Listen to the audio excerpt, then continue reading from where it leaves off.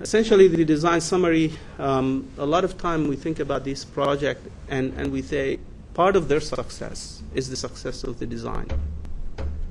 Essentially, making the right decisions at the right time from the early design concept made a significant difference in terms of the successful construction and keeping track of the 3-day cycle that we are achieving today.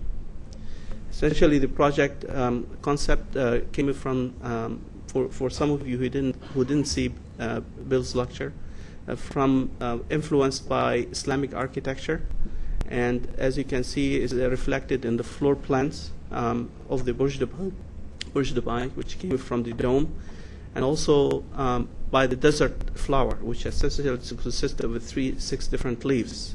Obviously, there's longer ones and smaller ones, but one of the most important things that covered the design is obviously the functionality of the tower. A lot of these days you look around and you see what people are doing with tall building, twisted, tilted, tapered. A lot of these are being driven by some other motives. This project has been really driven by functionality and efficiency. As you can see from this plan, it was extremely highly efficient floor plan. And essentially, when you talk about tall towers, you think about the aspect ratio need to be very big. But for a residential tower, everybody needs natural sunlight. So practically this form of a profile gave a significant benefit to an old residential building, and no people can look at each other at all. So essentially, if we look at that project, I'll skip it through those.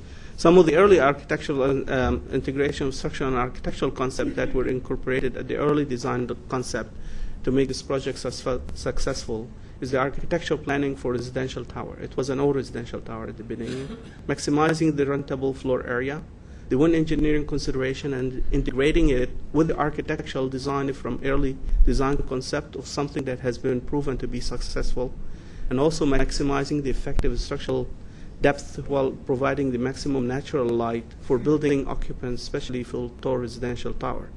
Structural system continuity and modulation, that was very important also for construction, and consideration of, and very, very close consideration to the construction method,